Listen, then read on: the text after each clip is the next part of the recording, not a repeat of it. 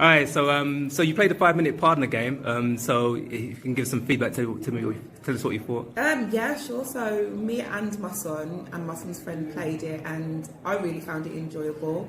I think it's great for all ages, and the cultural side is really innovative as well, because I think quite a lot of people don't know about Pardna, especially the younger generations. So to be able to teach them about finance and about their history in one is a really, really good idea, and I think it's family friendly. And I was even saying I would turn it into a drinking game with me and my friends. You want to edit that part out, but no, it's really, really fun. Yeah, I would definitely recommend it.